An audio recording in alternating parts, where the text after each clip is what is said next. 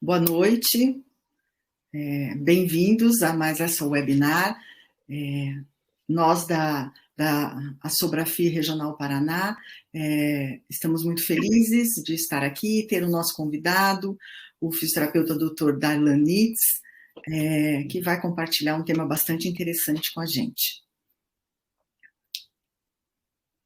Nós vamos começar, então, a apresentação dos slides. Só um instantinho. Isso. Gente, antes de iniciar a apresentação com o Darlan, eu gostaria de divulgar, junto a vocês, o nosso evento, da região sul da Sobrafir, que é o Subrafir. Ele vai acontecer o ano que vem, em agosto, de 17 a 19 de agosto. Vai ser em Foz do Iguaçu, no Hotel Mabu. E nós estamos preparando com muito carinho e muito cuidado a programação para vocês. Então, a gente queria divulgar e convidá-los, vai ser um enorme prazer para a gente tê-los lá e compartilhando conhecimento, aumentando o nosso network, enfim. Aqui está nesse slide os valores, então, até o dia 15/9, é onde a gente vira os valores, vira o lote, então aí a gente tem mais um mês, para se inscrever, num valor mais acessível. Então, é isso, a gente gostaria de convidá-los e dizer do nosso grande prazer, de tê-los lá e de estar aqui com vocês nesse tempo agora dessa webinar.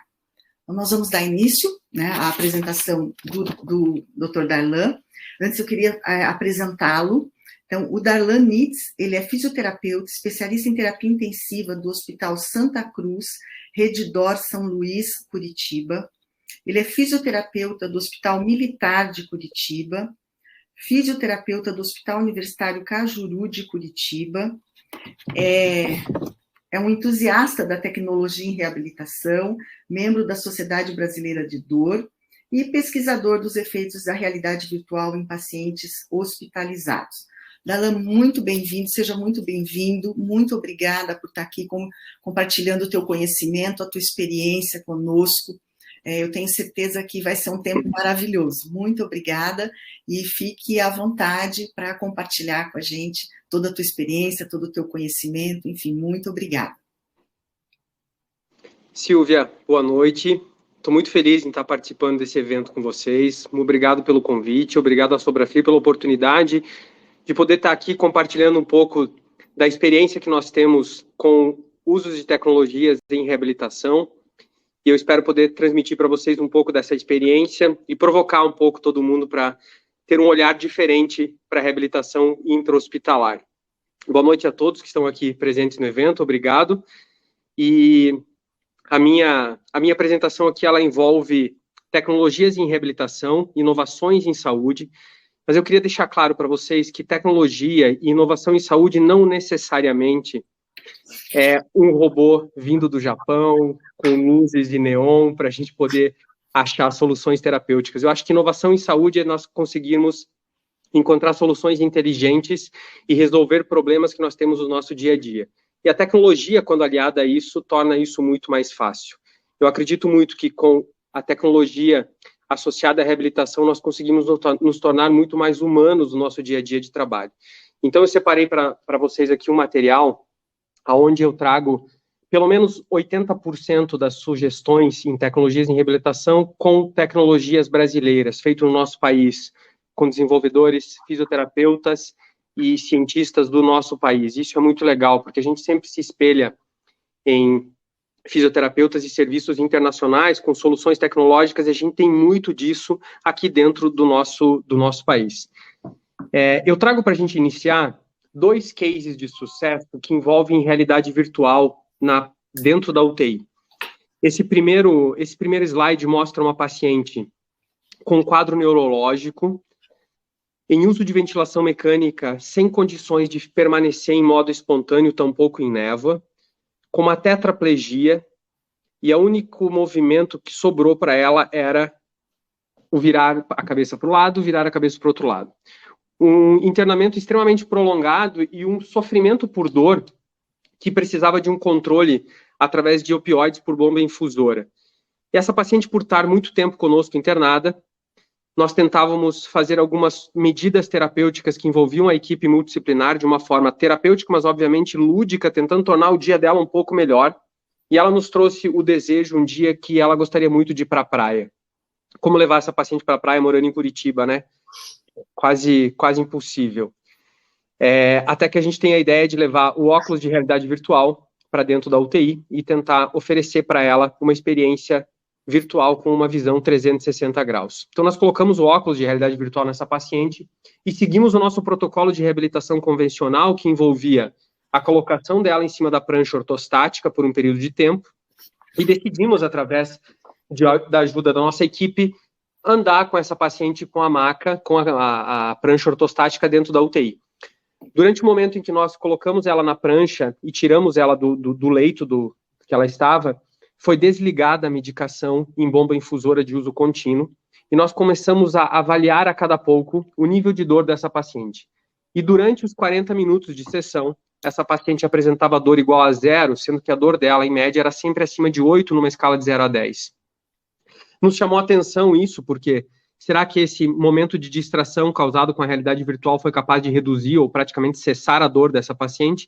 E aí ligou o start e nós começamos a fazer pesquisas com o uso dessa tecnologia em ambiente hospitalar. Quando ela volta para o leito, ela retorna e fica 40 minutos sem dor, a dor igual a 0. Depois desses 40 minutos, ela relata que a dor começa a voltar, e a equipe médica, então, retorna a medicação em bomba infusora para ela com 50% a menos da dose que ela usava antes.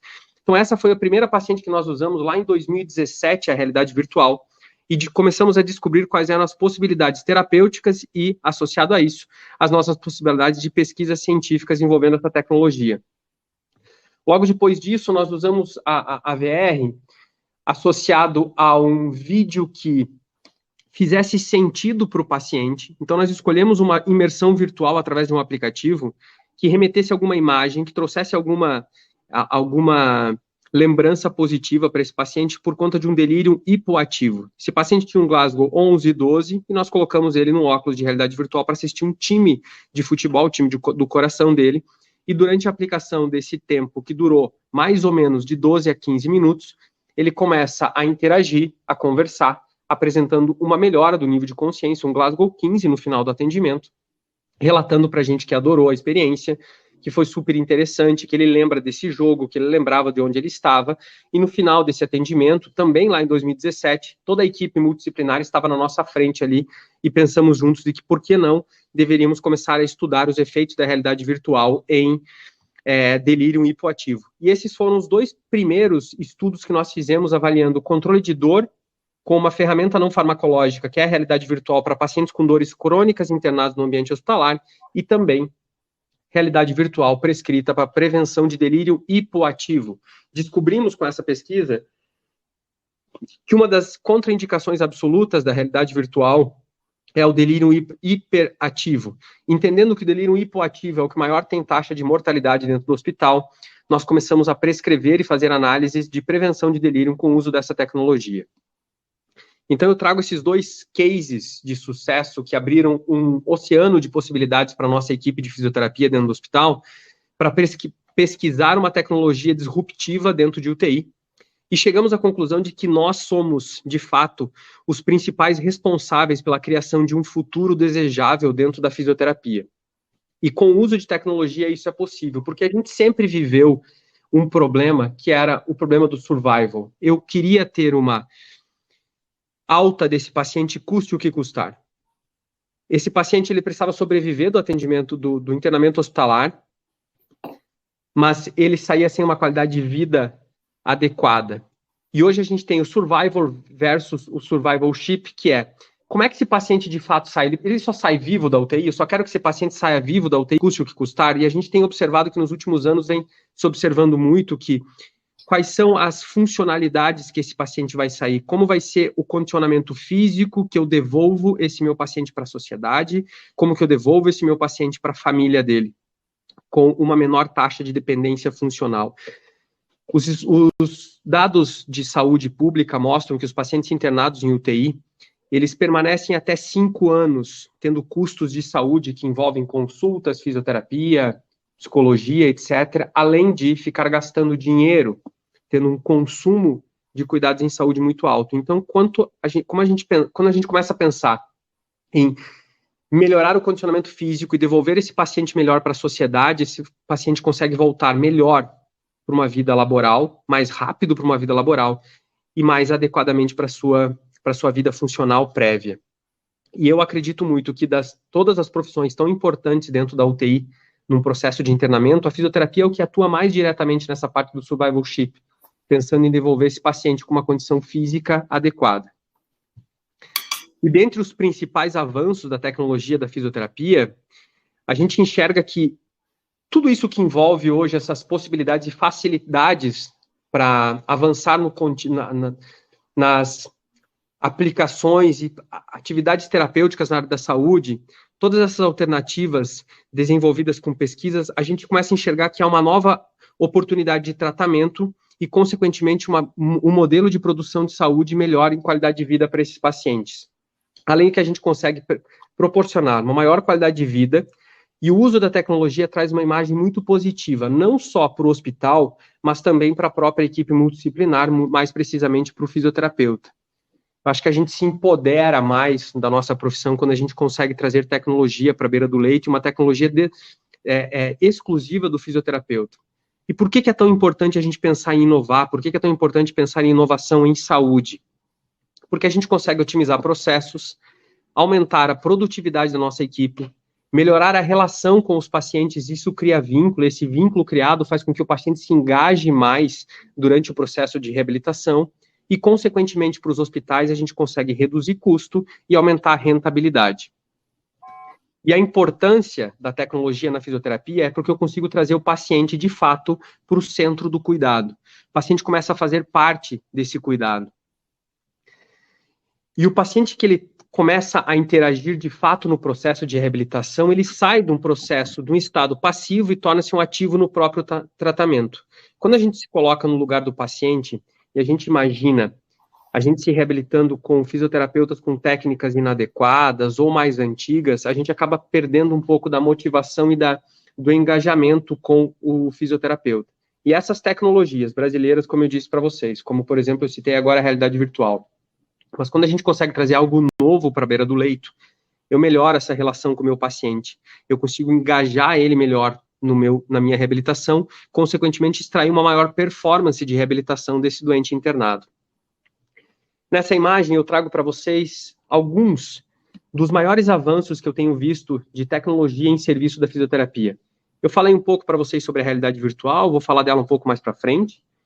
Essa foto do meio é um print de uma tela de um dinamômetro portátil que chama-se Elastic, que é capaz de mensurar a força, avaliar o tempo de exercício e dar um feedback em tempo real na tela de um celular, de um tablet, de um computador ou espelhado numa televisão, no leito do paciente. Então, o Elastic hoje ele me ajuda a avaliar, prescrever e acompanhar a evolução do paciente. E a foto do canto, com a tela preta, é talvez a maior tecnologia desenvolvida para fisioterapia nos últimos anos, pensando em UTI, chama-se ReCare, um aparelho de suporte neuromuscular avançado, um aparelho de eletroestimulação desenvolvido por uma equipe chamada Vissuri, coordenadas por um fisioterapeuta, que para mim é o fisioterapeuta que mais pesquisa o uso da eletroestimulação dentro de ambiente hospitalar, que chama-se Paulo Eugênio Silva. Eles desenvolveram esse aparelho, então, ReCare, que é capaz de entregar doses de eletroestimulação, capaz de gerar contrações, evocar contrações musculares nos nossos pacientes, desde o momento em que eles estão sedados, até pensando em alta hospitalar. Eu vou falar deles um pouco mais pausado aqui na frente. Então, o Elastic, esse equipamento que eu falei para vocês, ele é um equipamento do tipo de tração. E ele suporta até 200 quilos de força, permitindo ao avaliador, o fisioterapeuta, ter informações precisas em quilos de força muscular do nosso paciente. Isso é possível porque o dinamômetro capta a força e transmite para o aplicativo de celular, mostrando os dados em tempo real. Eu gosto de dar um exemplo quando eu falo do dinamômetro portátil, falando que ele comporta até 200 quilos, porque eu acredito que nós, fisioterapeutas, acabamos subestimando muitas vezes a força muscular dos nossos pacientes durante a reabilitação. Por exemplo, eu tenho a possibilidade de andar com halteres ou pesos ou caneleiras de 2, 3, 4, 5, 10 quilos dentro do hospital durante todo o tempo? Isso não é a nossa realidade no dia a dia. O que dificulta até a minha prescrição de exercício baseado em um RM, por exemplo. Qual uma repetição máxima desse paciente? Eu quero trabalhar com 70%, 60%, 50% da carga. Talvez, durante a minha avaliação de um RM, eu me depare com uma situação que esse paciente precise de 4,5 kg de carga, ou precise de 3,5 quilos de carga, e é muito difícil eu ter caneleiras ou ferramentas de fisioterapia que envolvam carga com 3,5 kg, 3 quilos, 2,5, 2,700. E esse aplicativo, quando eu consigo fazer o teste de um RM com ele, quando eu faço o teste de força muscular com esse paciente, eu consigo editar exatamente qual a porcentagem de carga que eu quero trabalhar com esse paciente durante o meu processo de reabilitação. Então, eu qualifico a reabilitação, eu dou ferramenta para o fisioterapeuta para que ele possa agregar tecnologia ao seu conhecimento, à sua avaliação, e avaliar de maneira objetiva a força dentro do ambiente hospitalar com esse paciente.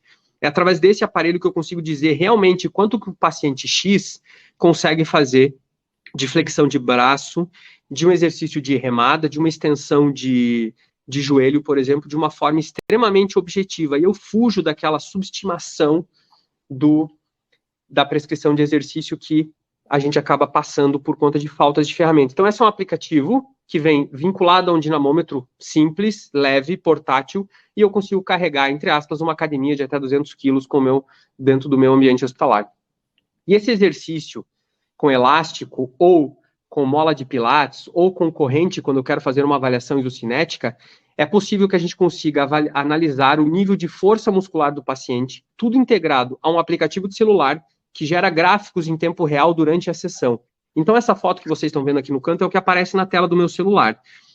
Esse número que aparece aqui embaixo de 3 quilos em azul é a carga mínima que eu quero que esse paciente atinja.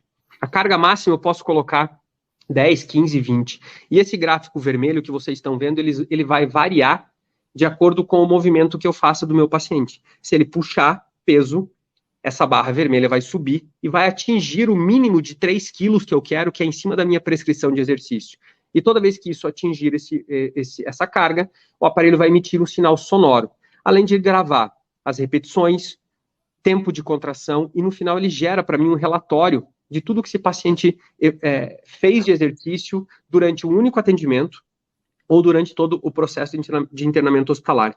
Quando eu coloco esse aplicativo, essa tela, esse feedback visual na frente do paciente para fazer o atendimento, eu desafio ele, eu aumento o engajamento dele, ele faz mais força do que simplesmente se ele estivesse segurando um peso na mão. Então, eu acho uma ferramenta extremamente útil no nosso dia a dia, e aqui eu trago algumas imagens ilustrando para vocês como que a gente prescreve e como que a gente adapta esse dinamômetro nos leitos dos pacientes internados. Então, lá no canto eu tenho um tablet, onde eu consigo fazer com que o meu paciente participe da avaliação, que ele saia daquele momento passivo e ele passa a ser ativo ao processo de reabilitação, porque ele está se desafiando. Eu adapto ele na cama, adapto ele na poltrona ou no espaldar, quando a gente tem um ambiente extremamente adequado para poder fazer fisioterapia, e eu consigo fazer diversos tipos de exercícios com esses pacientes, sejam eles para braço, para perna, para tronco, e o dinamômetro é aquela partezinha preta que está lá entre as pernas do paciente. E eu adapto molas de pilates ou qualquer outra ferramenta que tenha elasticidade, e o próprio aplicativo compensa essa resistência da ferramenta que eu quero usar. Depois eu trago aqui um pouco mais sobre algo que me encanta muito, e eu pesquiso realidade virtual há 5 anos dentro de ambiente hospitalar, e a realidade virtual ela é uma interação promovida que leva o cérebro a responder aos comandos, a um cenário proporcionado pela tecnologia, proporcionando uma recuperação e um desempenho melhor desses pacientes. Tinha-se muita dúvida sobre, afinal de contas, o que a realidade virtual faz no paciente internado. A gente não tinha muita evidência científica sobre isso, mas depois de 2016 para cá, os estudos vêm numa crescente absurda, mostrando que cada vez mais se aplica, se pesquisa e se prescreve realidade virtual com inúmeros intuitos dentro do ambiente hospitalar ou na área de reabilitação, como, por exemplo, controle de dor crônica e aguda no paciente pelo processo simples de extração, controle e prevenção de delírio hipoativo, redução de estresse e ansiedade, e principalmente com aumento do tempo de atividade física durante o paciente que está internado no ambiente hospitalar. Então, nós descobrimos no hospital onde eu trabalho que quando o paciente pedalava com o cicloergômetro de membro inferior, olhando para a parede, para a televisão ou para qualquer lugar, ele pedalava em torno de 11 minutos. Nós comparamos esse paciente com ele mesmo no dia seguinte, colocando esse paciente para pedalar em Londres. Ele aumentou em 300% o tempo de atividade física, ele aumenta o engajamento, aumenta a performance dele, por isso a gente prescreve realidade virtual também para tempo de atividade física nos pacientes internados. Esse tratado de dor, reabilitação e atividade física, ele é o primeiro tratado de dor de fisioterapia escrito no Brasil. Ele foi publicado agora, acredito que deva ter mais ou menos uns 3 ou 2 meses, e nesse livro eu tive a honra e o prazer de poder dividir um capítulo de tecnologia e reabilitação com um médico de Curitiba e um médico de São Paulo, e eu abordo lá inúmeros assuntos, principalmente voltados à realidade virtual e ambiente hospitalar. Quais são os benefícios que a gente tem encontrado? Então, os principais benefícios da realidade virtual em reabilitação hoje é uma ferramenta não farmacológica para controle da dor. Existem estudos mostrando a eficácia de realidade virtual versus morfina em mulheres com câncer de mama, observando que 54% mais efetividade no controle da dor no paciente que usou realidade virtual comparado no paciente que usou morfina. E eu nem vou entrar nos detalhes aqui de efeitos adversos de medicações opioides em pacientes internados. Controle de delírio hipoativo, como eu frisei para vocês agora, e o maior engajamento durante o processo de reabilitação do paciente.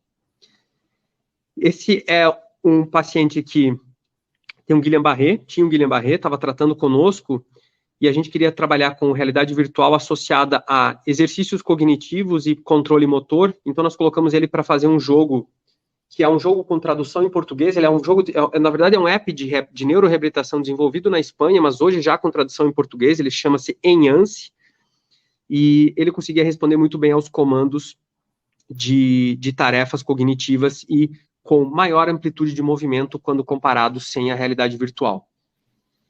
Mas, de fato, qual é o nível de evidência científica para isso, né? E eu tenho a convicção de que é muito fácil hoje em dia de você conseguir evidência científica, porque basta você digitar no Google. A gente consegue encontrar inúmeros artigos científicos pesquisando sozinho no Google. Mas as evidências do mundo real me encantam demais. As evidências que eu encontro na beira do leito, elas são de extrema importância. E aqui eu trago um resumo de alguns artigos que envolvem artigos brasileiros, artigos internacionais, e no meio desse slide tem um livro preto, chamado VRX, um livro escrito por um norte-americano chamado Brennan Spingel, que mistura evidência científica e evidência no mundo real num livro que vale muito a pena para quem tiver interesse em pesquisar e se aprofundar um pouco mais sobre realidade virtual e ambiente hospitalar, procurar comprar esse livro e consumir essa belíssima literatura que ele traz. E aqui eu trago 2 artigos para a gente poder falar um pouco. Primeiro, realidade virtual em cuidados paliativos. Então, esse estudo, ele avaliou os participantes com câncer avançado através de ansiedade, depressão, que foram medidas através de uma escala de ansiedade, e dor por intermédio de uma escala de dor. Eles colocaram 2 ambientes para esses pacientes interagirem com a realidade virtual. O primeiro deles era um mergulho com golfinhos, e depois paisagens que envolvessem florestas, montanhas e tal. Eu trouxe essas 2 imagens porque existe muita ciência por trás de, afinal de contas, qual a imersão virtual eu devo colocar para o meu paciente. Eu gosto muito de frisar que a escolha da imersão virtual, ela deve partir através de uma estratégia de avaliação do fisioterapeuta, mas que descubra de fato qual é o desejo daquele paciente, o que é aquela imagem, aquele lugar que eu vou levar para ele, se tem algum significado emotivo que ele goste. Por exemplo, eu não gosto de praia. Eu não gostaria que me levassem para a praia, eu gostaria que me levassem para o meio da floresta. Mas pode ser que aquela pessoa goste de praia, então conversar com o paciente, perguntar para ele o que é possível, o que ele gosta, o que é importante para ele, nos ajuda a escolher qual a imersão virtual e poder oferecer para ele essa experiência. Mas alguns estudos mostraram que as cores azuis têm maior controle e maior eficácia no controle de dor crônica, e quando a gente pensa em ansiedade, delírio, imagens que remetam montanhas e a cor verde trazem maiores efeitos positivos. E aqui a gente pode observar que os resultados desses estudos mostraram uma significância estatística no controle de dor, na relação de ansiedade e depressão, e aqui essa flechinha amarela mostra que alguns pacientes relataram falta de ar. Eu gostei de trazer esse artigo porque nós vamos falar sobre dose. E a realidade virtual também, se não for dosada de uma forma adequada, ela pode gerar alguns efeitos adversos. Então, um dos nossos estudos mostrou que o tempo adequado, e ele corrobora com a literatura internacional, de efeito analgésico para a aplicação da realidade virtual em controle de dor, ela deve ser entre 12 e 15 minutos. Esse estudo acabou colocando os pacientes em mais de 30 minutos de exposição. E uma das hipóteses é que a maior exposição de toda aquela imersão virtual, daquele estímulo visual, acabou gerando uma sensação de falta de ar. Os outros estudos que limitaram a 15 minutos de aplicação não tiveram esse efeito adverso. Eu achei importante de trazer para vocês, porque, além de compartilhar essa experiência com vocês, eu queria que vocês soubessem que existe também uma prescrição de dose para imersão virtual, para controle de dor dentro do hospital, que eu repito, varia de 12 a 15 minutos. E aqui, um estudo que me chama muita atenção, um estudo recente, 2022, e ele investigou o efeito da realidade virtual no processamento cortical de potenciais evocados de dor relatada subjetivamente. O que esse estudo fez? Então, ele colocou um eletroencefalograma que permitiu a medição objetiva do processamento cortical da dor por meio de registros dos potenciais evocados, após estímulos dolorosos. Quais estímulos dolorosos eram esses? Eles usaram estimulação elétrica mesmo, eles colocaram eletrodos de 10 centímetros na fossa cubital da face ventral do antebraço não dominante do participante. E esse eletrodo ativou principalmente fibras A delta nociceptivas, produzindo uma sensação de dor tipo alfinetada. Eram 3 grupos. Um grupo controle, que via apenas uma condição preta na realidade virtual. Um grupo VR passiva, que tinha uma visão 360 graus de estar numa cachoeira, estar numa floresta, mas não tinha interação com a realidade virtual, e o grupo 3, que tinha o mesmo vídeo do grupo passivo, mas ele tinha interação, então ele tinha que atingir alguns objetos, alcançar alguns objetos. Então eles compraram um grupo sem VR, um grupo com VR passiva e um grupo com VR ativa. E quais foram os resultados que eles chegaram? Eles conseguiram avaliar significâncias estatísticas nos picos de N1 e P3 avaliados por eletroencefalograma, mostrando que o paciente que recebeu a realidade virtual ativa e a passiva relatou menos dor quando evocado as estimulações elétricas. E no estudo eles falam que todas as intensidades, frequências e larguras de pulso para evocar aquela sensação de alfinetada foi igual nos 3 grupos. Aqui, o gráfico do estudo mostrando o grupo controle, o grupo passivo e o grupo ativo. Vocês podem observar como esse controle de dor, ele é muito menor no grupo que realizou a atividade VR ativa, e eu já tenho uma redução de dor simplesmente na realidade virtual passiva. E aqui é o que eu comentei com vocês. Como a intensidade do estímulo foi igual em todas as condições dos 3 grupos, pode-se chegar à conclusão que a realidade virtual e a intensidade do input nocivo recebido no sistema nervoso periférico a nível talâmico, ela é praticamente modificada antes que seja detectado esse estímulo doloroso no córtex cerebral. Então a gente foge um pouco daquela explicação de que apenas a distração é capaz de gerar a redução da dor no paciente com realidade virtual, para começarmos a entender mais um pouco de neurociência e neurofisiologia do porquê que isso acontece. E essa pesquisa sugere, então, que a realidade virtual ativa, ela altera a experiência de dor através da modulação do processo perceptivo da dor, e esses achados sustentam a hipótese de distração, reforçando a teoria de que o tálamo está completamente envolvido na modulação da dor por meio, entre outras coisas, os fatores cognitivos e de atenção.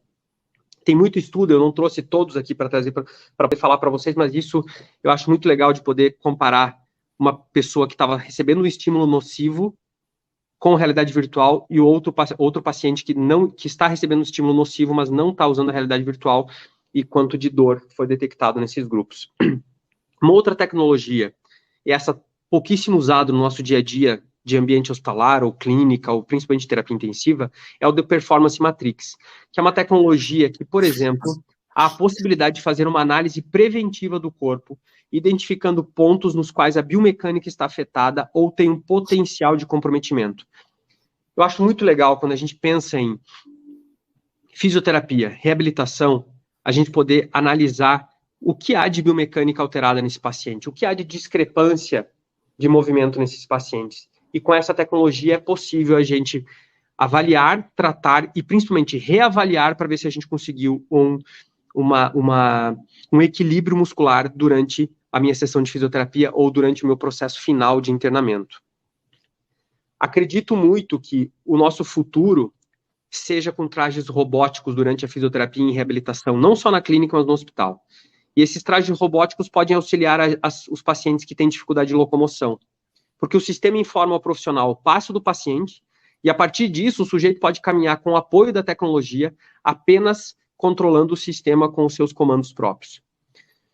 Com algum tempo de treinamento, eu acredito que o indivíduo adquire mais independência em sua movimentação quando há um potencial de melhora. Talvez tirar o paciente do leito daqui a um tempo, não só para sentá-lo, e sim com a ajuda de trajes robóticos, a gente consegue fazer com que esse paciente deambule assistido de forma robótica, coisas que a gente não consegue ver hoje de forma ativa. Existe a tecnologia do Erigo, que é uma prancha ortostática, onde você coloca o paciente de pé e os membros inferiores são mecanicamente possíveis de ser mexidos passivo, mas ele fica estático no local. E com trajes robóticos, uma tecnologia que a gente talvez não saiba, mas é desenvolvida aqui no Paraná, pela Michele Souza, que está ajudando muito a pacientes com dificuldade de locomoção, possivelmente vai estar dentro dos ambientes hospitalares e tal. E o último recurso tecnológico dentro da UTI, que eu enxergo como um grande potencial de mudança de paradigma da fisioterapia, é a eletroterapia, o suporte neuromuscular avançado. Então, a Vissuri, que é uma empresa brasileira, desenvolveu a mais nova e inovadora tecnologia do mundo para automatização e ativação muscular evocada, que chama-se ReCare, que é um sistema de ativação neuromuscular, uma solução desenvolvida para a reabilitação de pacientes com mobilidade reduzida ou imobilizados nos leitos hospitalares.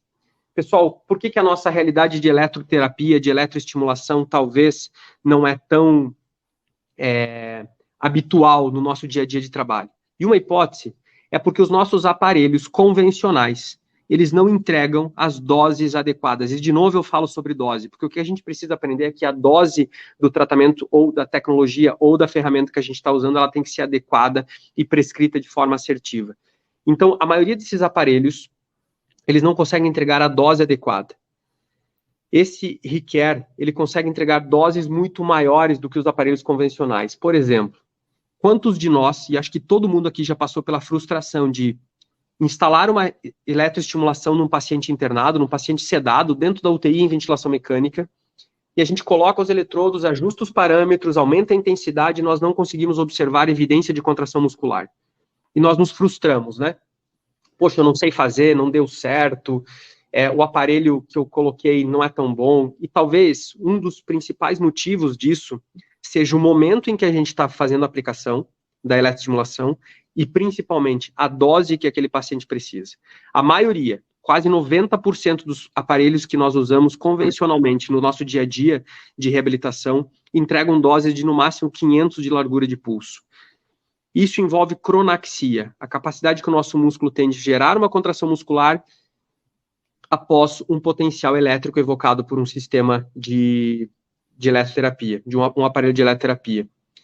Uma cronaxia normal, como nós, todos aqui, essas 67 pessoas que estão aqui, elas variam mais ou menos entre 60 e 220 de largura de pulso. E a maioria dos nossos aparelhos que eu estou falando para vocês, eles entregam até 500 de largura de pulso. E por que a gente não consegue evocar contração muscular quando a gente vai usar esse aparelho? Porque a gente demora para fazer. Quanto mais precoce eu atuar com eletroestimulação dentro da UTI, melhor vai ser os benefícios e maior vai ser a evidência de contração que eu vou conseguir observar nesse meu paciente. No Brasil existe o ReCare, mas no Japão existe acho que chama Tesla, ou Testa, alguma coisa assim.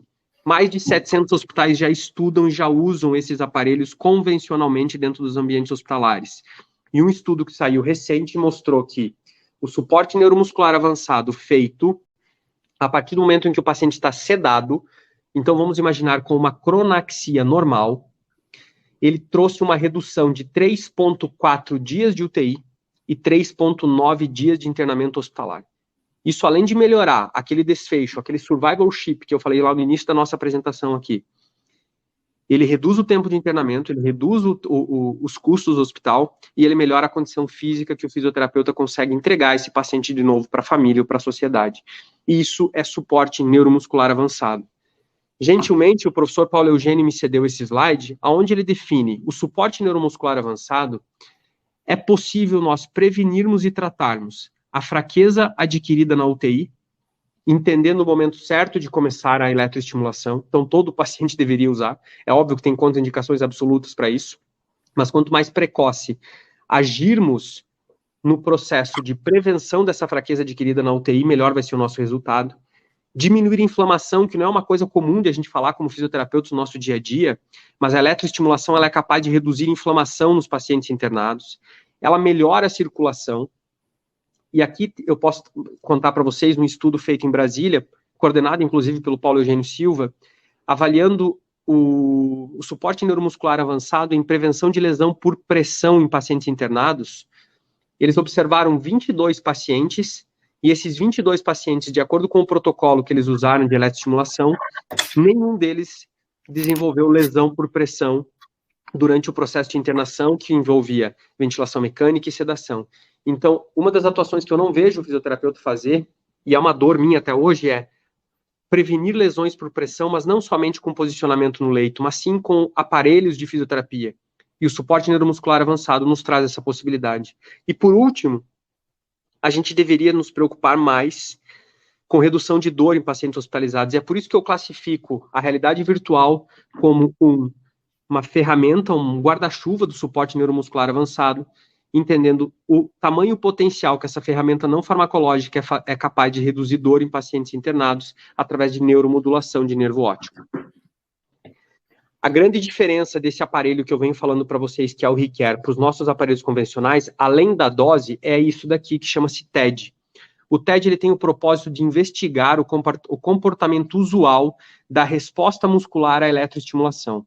O teste de eletrodiagnóstico de estímulo, ele proporciona tanto base para tanto uma base para nós investigarmos como é que está a função nervosa periférica, como adequar os parâmetros ideais para a eletroestimulação. Quando eu falei sobre cronaxia, quando eu explico para vocês o que significa a dose da eletroestimulação que eu estou colocando nesse meu paciente, a nossa frustração, talvez, de quando a gente usou os aparelhos convencionais, era que a quantidade de estímulo que os nossos aparelhos nos oferecem não é o suficiente para fazer com que aquela perna mexa, que aquela perna que aquilo gere uma contração muscular evocada de verdade. E com esse TED, esse teste de eletrodiagnóstico, a gente consegue avaliar o nível de contração muscular através de cronaxia real base e intensidade. Então, isso não substitui, por exemplo, um teste de eletroneuromiografia. Mas, além de eu conseguir uma maior precisão no meu ponto motor para acertar o posicionamento dos eletrodos, eu consigo, de fato, saber quais são os parâmetros ideais individualizados para cada paciente. Quando o meu paciente tem uma largura de pulso muito alta, eu descubro, através desse teste, que eu precisava estar usando parâmetros muito mais agressivos, ou melhor, uma dose muito mais correta e muito mais coerente para evocar a contração muscular. Esse aparelho, mais uma vez eu digo, tecnologia brasileira, desenvolvido por um fisioterapeuta, está disponível em alguns hospitais já no Brasil, e eu acho que vai ser uma grande realidade no nosso dia a dia. A gente vai acabar encontrando, não só dentro dos leitos de hospital, um ventilador mecânico, um monitor, máquinas de diálise. A gente vai se deparar com cada leito de UTI, constando com um aparelho de suporte neuromuscular avançado, para a gente poder potencializar ainda mais o nosso serviço dentro do ambiente hospitalar. Aqui, eu não consigo mostrar para vocês um vídeo, mas depois eu convido a todos para que sigam a minha página na rede social, que chama-se Darlan Nitz. Lá eu costumo postar alguns vídeos mostrando evocações de pacientes através do ReCare, e olha como ela é diferente. Os eletrodos são colocados de uma forma diferente nos membros dos pacientes. Eles não são colados com autoadesivos, apesar de eles poderem ser colados como autoadesivos, mas essa empresa desenvolveu, além de um equipamento com alta tecnologia, eletrodos específicos que diminuem a resistência da pele, diminuem a resistência já imposta pelo aparelho, e evocam muito mais a contração muscular, podendo fazer com que o paciente seja capaz de gerar uma flexo-extensão desse quadril sem gerar dor, sem gerar desconforto, porque o aparelho gera uma contração muscular muito mais confortável comparada com os aparelhos convencionais. E com tudo isso que eu falei para vocês nesse tempo, que inovação e tecnologia, é possível que a gente consiga construir uma saúde com maior qualidade, obter melhores resultados em saúde e reabilitação e agregar mais valor à fisioterapia. Essa é a minha apresentação, não tem como eu habilitar todo mundo aqui durante esse tempo de 1 hora sobre tecnologias em reabilitação, mas eu quis trazer para vocês o que há de novo, o que há de mais recente com o uso de tecnologia, com algumas evidências científicas, e me coloco à disposição para a gente poder conversar agora no chat, tirar dúvidas sobre algumas delas aqui, tá bom? Muito obrigado, pessoal.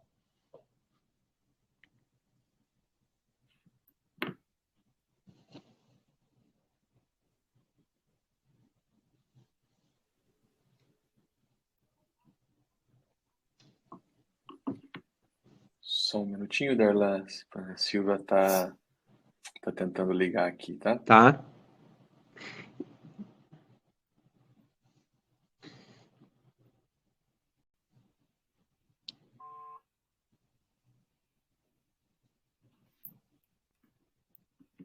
Você me ouve, Darlan? Eu te escuto, aham. Ok, então, eu acho que o público ouve também, né? Eu acho que sim, porque eu estou lendo alguns comentários aqui. Ok. Então, pessoal, eu vou fazer alguns comentários, né, mas, enfim, muito obrigada, Darlan, apresentação maravilhosa, né, mostrou para a gente vários instrumentos, né, da tecnologia e inovação que podem e são utilizados, né, na área hospitalar. Então, parabéns pelo teu trabalho, né, pelo que você tem desenvolvido. Nós, fisioterapeutas, ficamos muito orgulhosos e também, assim, muito felizes, né, eu acho que de perceber, né, que a tecnologia e a inovação, né, ela está, né, junto à fisioterapia, porque, né, esse tema, tecnologia e inovação, ela permeia hoje todas as áreas da saúde, né, então, inserir isso, né, na fisioterapia né, e principalmente, e aí eu puxo, né, o peixe para minha brasa, na área de fisioterapia cardiorrespiratória e terapia intensiva, então isso é maravilhoso, abre, né, inúmeras possibilidades, né, para os fisioterapeutas que trabalham tanto na assistência quanto em pesquisa. Então, alcançar essas duas possibilidades, né, assistência e pesquisa, isso é maravilhoso. Muito obrigada. Eu fiz algumas anotações aqui, e aí gostaria de comentar, e aí depois também tem alguns comentários aqui, né, do pessoal que está assistindo, mas, enfim, não sei se vocês vão corroborar com o que eu vou falar, mas, assim, esse olhar que né, essa apresentação que o Darlan fez, né, ela tem um olho, né, a tecnologia, né, em saúde hoje, né, ela tem um olhar, eu senti muito isso na tua apresentação, Darlan, biopsicossocial. Então, esse olhar humanizado, sabe, de prestar atenção na vontade do paciente, né, tentar, então, por exemplo, na realidade virtual, que você pergunta para o paciente, né, aquilo que ele gostaria, né, de ver, enfim, e isso está ligado à sensação dele, né, a alguma atividade que ele faz fora do ambiente hospitalar, né, então, esse olhar é maravilhoso, né, porque, no meu entendimento, a gente está falando de pacientes internados em UTI, né, então eles são isolados, né, estão por um tempo isolados, né, do mundo, né, então trazer essa possibilidade, né, para ele é muito humano, né, não é só técnico, mas é muito humano, né, e hoje a gente se preocupa muito com isso, né, há alguns anos atrás a gente não tinha tanto esse olhar, mas hoje a gente vê que, embora munidos de alta tecnologia, né, a gente consegue, né, inserir esse olhar biopsicossocial na abordagem desses pacientes. Então, maravilhoso. Silvia, Posso complementar o que você falou? Por favor. Tá, eu adorei seu comentário, obrigado, tá? Silvia, falar de tecnologia em reabilitação envolve muitas coisas, envolve várias dificuldades que eu fui encontrando no meio do caminho, e uma delas era do tipo, cadê as evidências científicas, né? E eu precisei de 5 anos para conseguir embasar cientificamente tudo isso, e continuo pesquisando, continuo indo atrás de ciência, mas eu acredito muito que para a gente poder oferecer um tratamento de qualidade, a gente precisa unir 3 coisas, né? A experiência clínica, a evidência científica e o desejo do paciente. Com isso, eu consigo extrair um atendimento humanizado de verdade. Eu, recentemente, lendo um livro da Ana Cláudia, aquele livro que tem o título de A Morte é um Dia que Vale a Pena Ser Vivido, me chamou muito a atenção uma reflexão que ela trouxe, que era assim: toda a nossa ciência, todos os nossos conhecimentos científicos, livros, a nossa formação, especialização, doutorado, pós-doutorado, eles são de extrema importância. Mas eles deveriam ser a nossa base, eles deveriam ser colocados no chão. E quando ela fala de colocar no chão, não é porque eles não servem para nada, mas é que eles deveriam, de fato, servir como uma base para o nosso cuidado. E o nosso cuidado deveria ser horizontal, olho no olho. E quando a gente consegue colocar isso em prática, isso é tão bonito de ver, que eu preciso muito da ciência, mas eu preciso muito desse lado humano, de entendermos que estamos cuidando de pessoas que sofrem com medos, que sofrem com cinesiofobia, e isso envolve diretamente a nossa profissão. Isso faz com que o nosso paciente entregue uma performance muito pior por conta de um medo de fazer exercício. E quando eu consigo criar esse vínculo, quando eu consigo fazer com que esse cuidado seja horizontal, olho no olho, eu melhoro muito isso, eu consigo entregar muito mais valor em reabilitação, muito mais valor em fisioterapia. Então, eu tomei a liberdade de complementar o seu relato, porque eu acho ele de extrema importância, e eu corroboro muito da sua ideia aí. Que bom, que bom. Eu tenho algumas questionamentos aqui do público, então vou passar para você, né, dentro do nosso tempo. Então, a Ana Carolina Lopes Champan Abdala, ela, né, diz, boa noite, ótima palestra, ela gostaria de saber o nome do jogo de realidade virtual que você comentou. Ana Carolina, boa noite. Obrigado pela sua pergunta. Essa é uma das perguntas que mais fazem para mim durante as minhas apresentações, sejam elas virtuais ou presenciais. E aí, qual aplicativo você usa? Esse aplicativo em si, Ana, ele chama-se Enhance. Do jeito que eu estou falando para ti aqui, Enhance. Você vai ter acesso a esse aplicativo somente com um determinado modelo de óculos. As marcas de óculos, elas acabam vendendo aplicativos para reabilitação de acordo com o que você tem de contrato com eles. Então, esse aplicativo ele é gratuito, mas ele está disponível somente nas plataformas de óculos Quest e Quest 2, que são 2 modelos de óculos desenvolvidos pelo Facebook. Aplicativos existem 17.600, foi o artigo que eu li essa semana. Avaliaram 17.600 aplicativos para reabilitação. E esse estudo, inclusive, mostra que eles elencaram 11 melhores, que eu até depois posso compartilhar isso com você, Ana. A gente pode trocar contato, e-mail e tal. Até deixei meu e-mail no final da apresentação. Mas existem 17.600 aplicativos hoje já. Eu acho que teve a professora... Alguém fez um comentário, a Maria Goretti aqui. O ambiente do metaverso desponta com grandes possibilidades para o profissional fisioterapeuta. Imagina, se a gente está falando que já existem 17 mil aplicativos, o que isso não pode crescer e quanto a fisioterapia vai se dar bem por conta disso, né? Mas esse aplicativo em si, Ana, chama-se Enhance. Ok, obrigada, Darlan. A Maria Goretti, ela é minha colega lá na Universidade Federal, e realmente ela sabe muito de tecnologia e é uma outra entusiasta também. Obrigada pelo comentário, Goretti. Sempre muito bem-vindo. Que legal. A Michelle... Silvia, oi? Posso interrompê-los, perdão? Claro. Se você consegue apertar um atualizar na tua tela para a gente ver a tua câmera, atualizar. É só você clicar naquela... Se você atualizar a sua tela, daí a gente consegue te enxergar. Aonde que eu... É só você clicar lá onde está o endereço digitado, e clicar nele e dar um Enter de novo. Tá. Ele vai atualizar.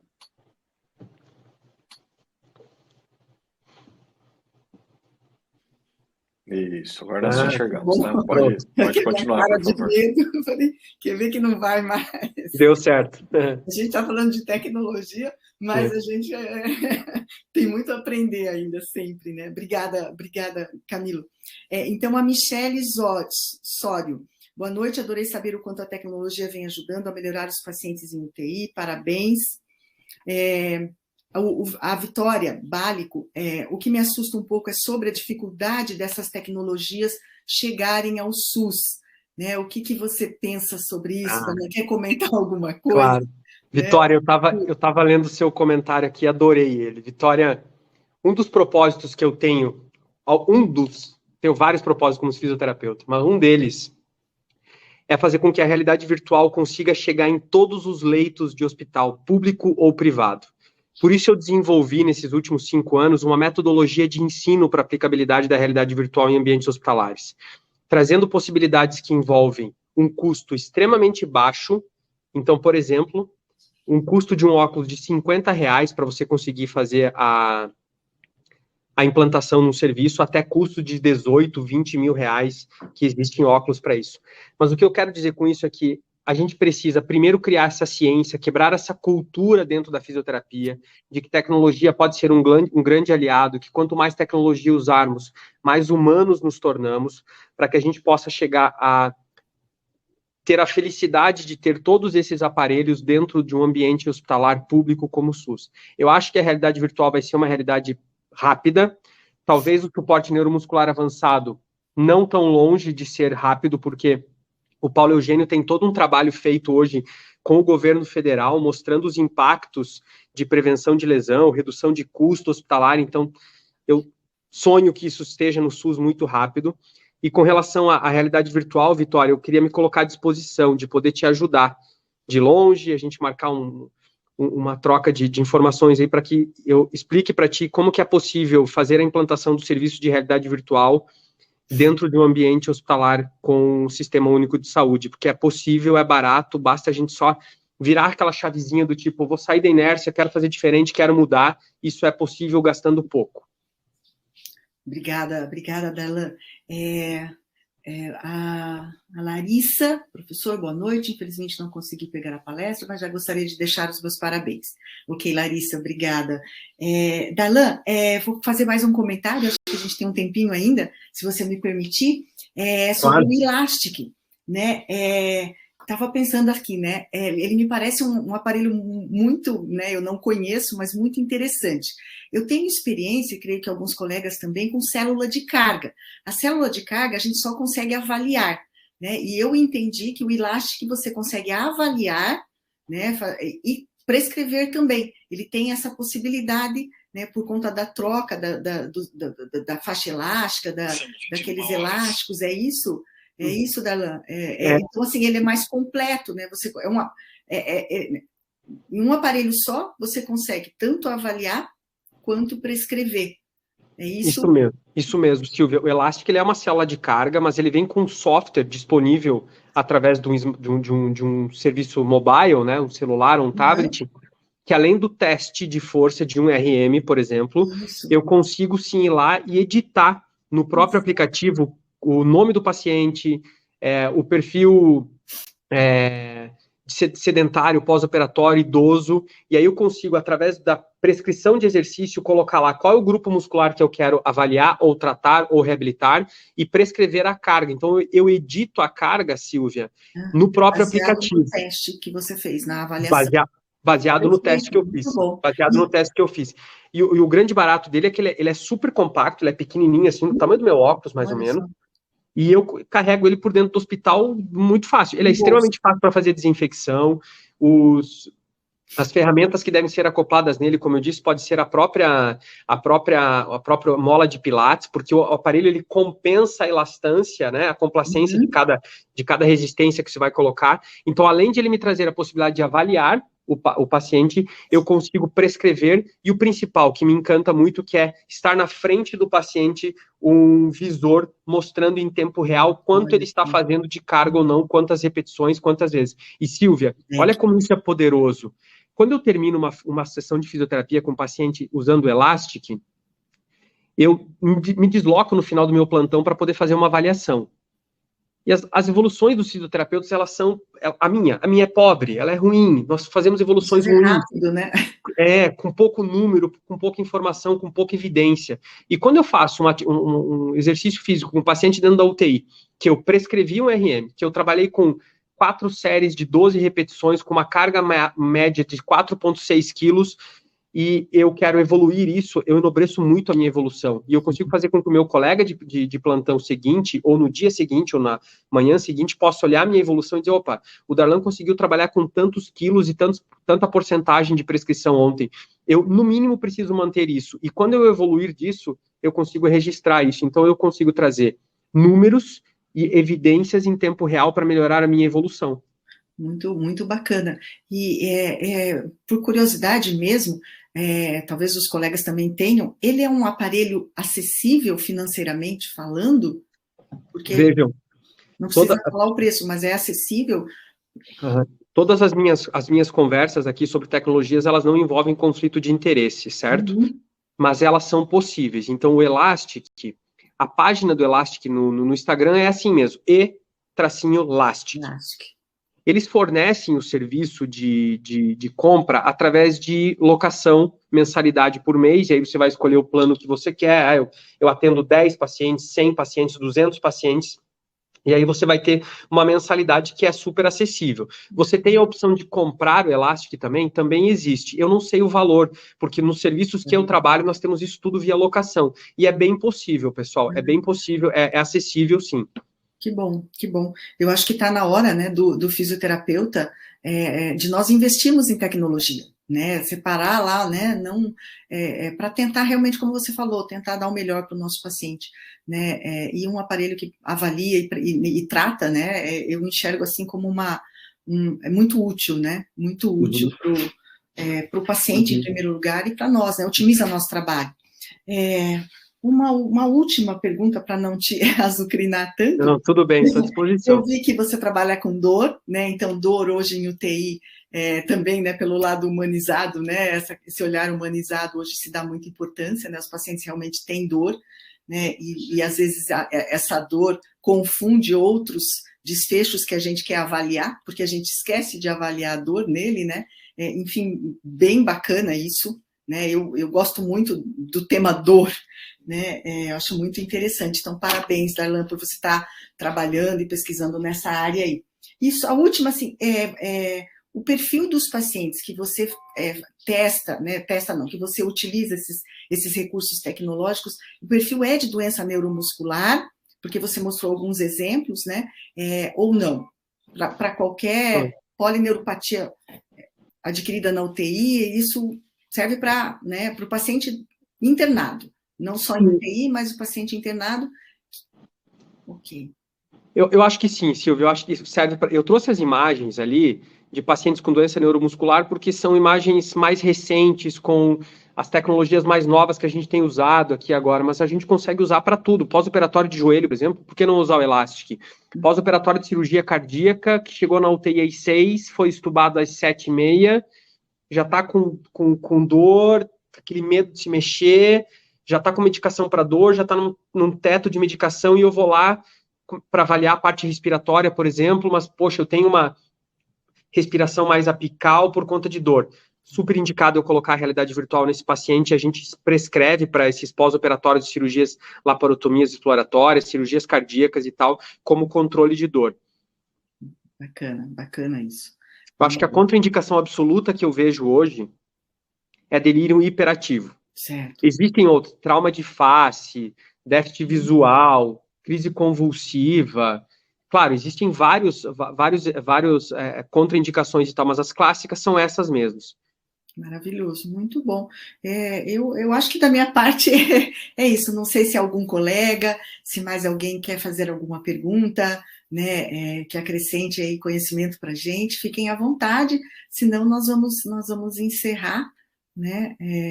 A Larissa fez uma pergunta aqui, ó. Posso ler, Silvia? Sim, por favor. Eu e a Ana Lopes gostamos muito do tema da questão. Nosso trabalho de conclusão de curso sobre os benefícios do uso da realidade virtual como recurso coadjuvante na reabilitação de pacientes em UTI até onde desenvolvemos um protótipo de jogo de realidade virtual não imersiva, no caso.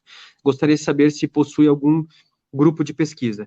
Larissa, é muito legal da gente poder falar rapidinho de uma diferença, né? A gente tem muita evidência científica de realidade virtual não imersiva. Você digita lá no PubMed tal, realidade virtual. Aí tu vai ler o texto, tu vai a descrição, o método, tu descobre que é o I, você descobre que é Kinect. E essa é uma diferença de uma realidade virtual não imersiva para uma realidade virtual imersiva, que é o caso da realidade virtual que eu mostrei os vídeos para vocês aí, que é com óculos. Hoje nós fazemos pesquisas científicas aqui nos hospitais onde eu trabalho e em outros hospitais. Então, se a sua pergunta for isso, se a gente tem um grupo de pesquisa, com certeza eu vou adorar poder ajudar vocês e replicar isso em outros lugares. Com relação à realidade virtual não imersiva, foi um trabalho que nós fizemos em 2010, dentro do hospital, mostrando a segurança e eficácia, e agora, recentemente, em 2020, saiu um estudo novo mostrando realidade virtual não imersiva no paciente em ventilação mecânica internado, mostrando desfechos de questão cognitiva. Muito interessante de ler esse artigo também, tá? Muito bom. A Demétria, nossa colega também. Oi, Demétria, tudo bom? Que prazer te ver por aqui. Dr. Darlan, obrigada por compartilhar essa sua experiência, parabéns pelo trabalho e pela excelente palestra. Então, um abraço, Demétria. Obrigado. Que honra ela estar aqui. Sim, sempre. Muito bom.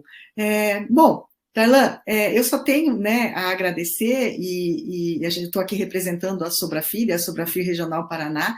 Eu creio que meus colegas também estão muito gratos, né, pela tua participação, pela tua disponibilidade, né, nós fizemos o convite para o Darlan, ele aceitou de primeira, então muito, muito obrigada pela disponibilidade, por essa, a gente vê que seus olhos brilham, né, quando você faz, né, você fala daquilo que você faz, então a gente vê que tem amor envolvido, né, então isso é maravilhoso. Parabéns, muito obrigada, e a gente se vê, né, foi um prazer tê-lo aqui conosco, viu, Darlan?